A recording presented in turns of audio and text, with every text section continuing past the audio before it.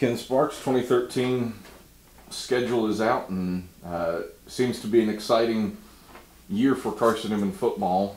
5 home games, 5 away, and you open up with the runner-up from 2011 Wayne State. What do you like about the 2013 campaign for your Carson-Newman Eagles?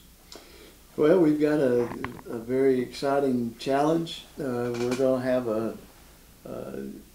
have our hands full. We're going to have to play very well right off the bat. That's the thing probably that is the scariest about the whole deal. Maybe it's the greatest opportunity about the whole deal. But when you play the team that played for the national championship 2 years ago, and they've got a lot of players coming back, Wayne State out of Detroit.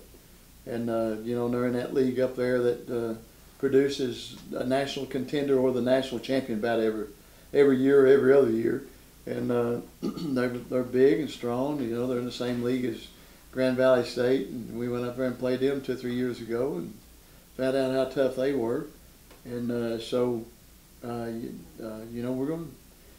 we got our hands full. We got to go play right off the bat. The thing that probably is the most disturbing is how little time we've got ready to play the first ball game.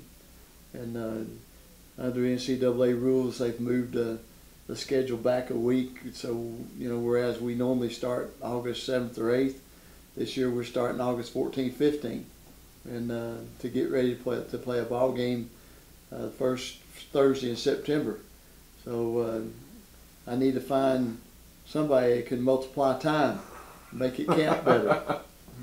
You look at the schedule, though, and I'd say it's a bit of an oddity because you open on a Thursday, then go into a bye week, and then bam, conference play starts. But you did this dance in 2012 and had success with it. What do you like? What do you dislike about the first month where you're here at Berktar Stadium for the entire month of September? Well, we're glad to be home because we're going to be young in some places, and glad to be home the first month, although some of those guys are glad to be playing us too, because the conference schedule starts right off the bat, and second ball game we're in conference play, and I never have liked playing a game and then have the first game, then have an opening date.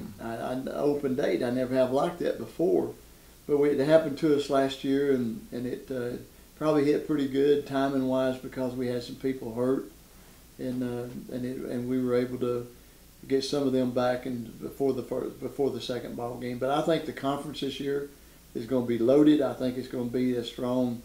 When you look at all the returners coming back on every team, there's some teams that's got 19 starters returning, some got 18.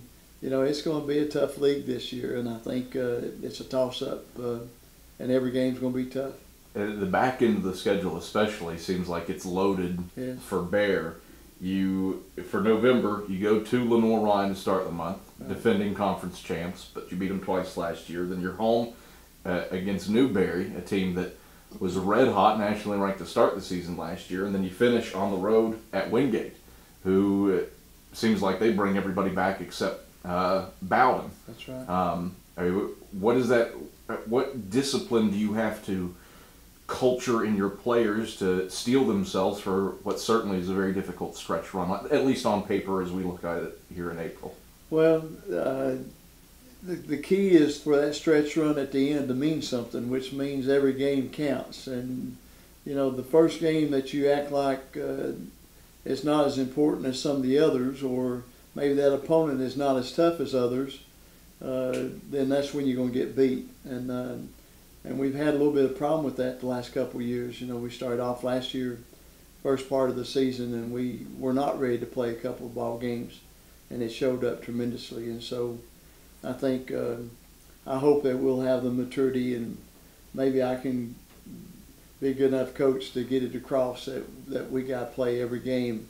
And it's not just every game, it's every play. It only takes one play to beat you, and it takes one play to win.